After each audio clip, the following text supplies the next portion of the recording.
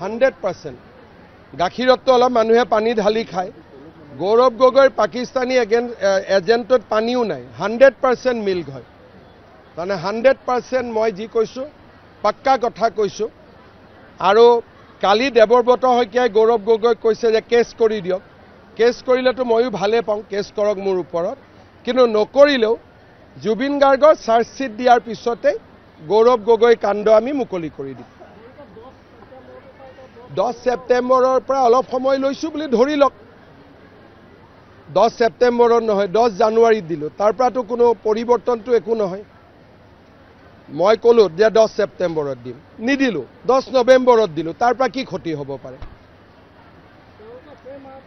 তেওঁলোকৰ কাৰণে যদি শত্ৰুপক্ষই যদি 10 তাৰিখে বিচাৰে, মই 10ত কিয় দিম কওকচোন?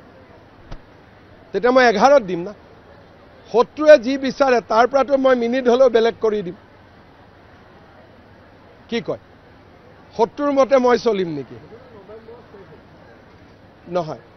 প্ৰথম জুবিন গাৰ্গৰ চাৰ্জশ্বিট দিয়াৰ আগতে এইবিলাক কথাত গ'লে মানুহে বেয়া পাব।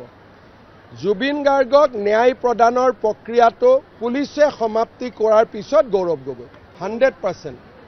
গাখীৰতটো অলপ মানুহে পানী ঢালি খায়। গৌৰৱ গগৈৰ পাকিস্তানী এজেণ্টত পানীও নাই, 100% মিল্ক হয়। তাৰমানে 100% মই যি কৈছোঁ পাক্কা কথা কৈছোঁ।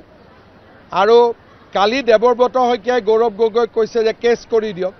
কেছ কৰিলেতো ময়ো ভালে পাওঁ, কেছ কৰক মোৰ ওপৰত, কিন্তু নকৰিলেও জুবিন গাৰ্গৰ চাৰ্জশ্বিট দিয়াৰ পিছতে গৌৰৱ গগৈ কাণ্ড আমি মুকলি কৰি দিম। 10 ছেপ্টেম্বৰৰ পৰা অলপ সময় লৈছোঁ বুলি ধৰি লওক। 10 ছেপ্টেম্বৰত নহয়, 10 জানুৱাৰীত দিলোঁ। তাৰ পৰাতো কোনো পৰিৱৰ্তনটো একো নহয়। মই ক'লোঁ যে 10 ছেপ্টেম্বৰত দিম, নিদিলোঁ। 10 নৱেম্বৰত দিলোঁ। তাৰ পৰা কি ক্ষতি হ'ব পাৰে? তেওঁলোকৰ কাৰণে যদি শত্ৰুপক্ষই যদি 10 তাৰিখে বিচাৰে, মই 10ত কিয় দিম কওকচোন? তেতিয়া মই 11ত দিম না। শত্ৰুৱে যি বিচাৰে তাৰ পৰাতো মই মিনিট হ'লেও বেলেগ কৰি দিম। কি কয়? শত্ৰুৰ মতে মই চলিম নেকি? নহয়। প্ৰথম জুবিন গাৰ্গৰ চাৰ্জশ্বিট দিয়াৰ আগতে এইবিলাক কথাত গ'লে মানুহে বেয়া পাব। জুবিন গাৰ্গক ন্যায় প্ৰদানৰ প্ৰক্ৰিয়াটো পুলিচে সমাপ্তি কৰাৰ পিছত গৌৰৱ গগৈ 100%। গাখীৰতটো অলপ মানুহে পানী ঢালি খায়। গৌৰৱ গগৈৰ পাকিস্তানী এজেণ্টত পানীও নাই, 100% মিল্ক হয়। তাৰমানে 100% মই যি কৈছোঁ পাক্কা কথা কৈছোঁ। আৰু কালি দেৱব্ৰত শইকীয়াই গৌৰৱ গগৈক কৈছে যে কেছ কৰি দিয়ক। কেছ কৰিলেতো ময়ো ভালে পাওঁ, কেছ কৰক মোৰ ওপৰত, কিন্তু নকৰিলেও জুবিন গাৰ্গৰ চাৰ্জশ্বিট দিয়াৰ পিছতে গৌৰৱ গগৈ কাণ্ড আমি মুকলি কৰি দিম। 10 ছেপ্টেম্বৰৰ পৰা অলপ সময় লৈছোঁ বুলি ধৰি লওক। 10 ছেপ্টেম্বৰত নহয়, 10 জানুৱাৰীত দিলোঁ। তাৰ পৰাতো কোনো পৰিৱৰ্তনটো একো নহয়।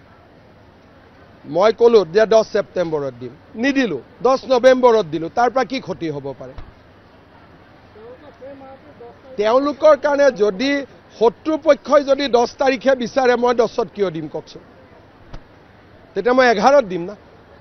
শত্ৰুৱে যি বিচাৰে তাৰ পৰাতো মই মিনিট হ'লেও বেলেগ কৰি দিম। কি কয়? শত্ৰুৰ মতে মই চলিম নেকি?